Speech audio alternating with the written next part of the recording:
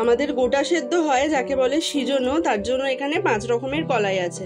আর সেই কলাইটা মা এখন ভিজিয়ে দিচ্ছে জলে। মা এখানে কি কি রকমের কলাই আছে?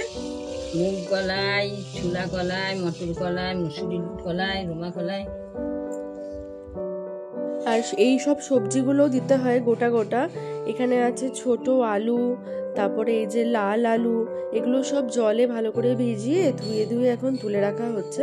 আর এখানে আছে ছোট ছোট বেগুন, তারপরে বিনস, আর একটা গাজর দেওয়া হবে। গাজরটা কম্পালসারি নয়, মিষ্টিটা হলে একটু ভাল লাগে বলে। আর এখানে আছে শিম, আর আছে কচু, তারপরে কুল, মটরশুঁটি, তারপরে সজনে ফুল, এগুলো সব কিন্তু দিতে হয়। এখানে একটা নিয়ম আছে যে ঘরে যতগুলো করে সদস্য আছে সংখ্যায় ততগুলো দিতে হয় মোটামুটি। এবার অনেক সদস্য থাকলে তো সম্ভব নয়, মোটামুটি 7টা তো দেয়ই। তো আমাদের বাড়িতে 5 জন সদস্য। এই দেখুন, এটা হলো পুঁইমেটুরি, এটাও ব্যবহার করা হয়। আর তার সঙ্গে ব্যবহার করা হয় শীষ পালং। আমার বাপের বাড়ি আর শ্বশুর বাড়িতে জাস্ট নুন আর তেল দিয়ে এটা খাওয়া হয়, সেদ্ধটাও করা হয় নুন ও তেল ছাড়াই। আপনাদের বাড়িতে কিভাবে করা হয়? আর এই যে সজনে ফুল ভালো করে ধুয়ে ফুলগুলোকে ছাড়িয়ে নিতে হবে। কুলও আছে।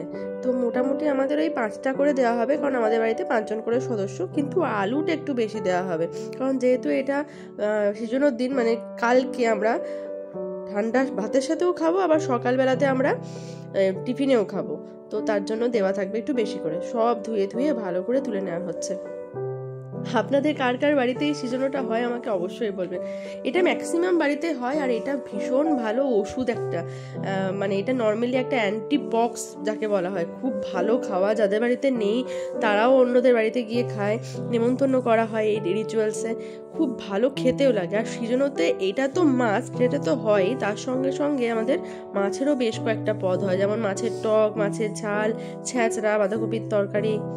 তো এগুলো সব ভিজানো হয়ে গেছে। ডালটাও এই দেখুন, ডালগুলো ভিজে গেছে। এবার সমস্ত সবজিগুলো এর মধ্যে দিয়ে দিতে হবে। সব কিছু ধুয়ে নেওয়া হয়েছে, ধুয়ে এবার একটা একটা করে এর মধ্যে দিয়ে দেবো। তো যেটা বলছিলাম, মাছের ঝাল, মাছের টক, ছ্যাঁচড়া, বাঁধাকপির তরকারি, তারপরে বেগুন ভাজা, এগুলো সব কিন্তু এই রেসিপির মধ্যে থাকে, মানে মেনুর মধ্যে থাকে।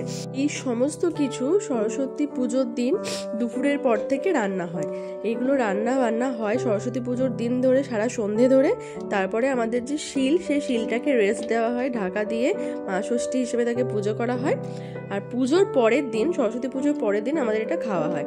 আজকে মানে আমাদের হিসাব মতো আজকে খাওয়া হবে, কালকে রান্না হয়ে গেছে। তো আজকে কিন্তু গরম কিছু খাবো না, আমরা এই ঠান্ডাই খাবো। আর আজকে শিল একদম ইউজ হবে না, শিল কিন্তু ঢাকা দিয়ে রাখা আছে, পুজো হচ্ছে, শিলেরও আজকে পুজো হবে, একদম শিল ইউজ হবে না। আর শিল কিভাবে পুজো হবে জানেন তো? বাসিভাবে পুজো হবে, মানে বাসি ফুল দিয়ে পুজো হয়, বাসি জল দিয়ে পুজো হয়। আর আমার বাপের বাড়িতেও ছিল, শ্বশুর বাড়িতেও আছে, তাহলে আমি তো ভীষণ লাকি। আপনারা কে কে আমার মতো লাকি?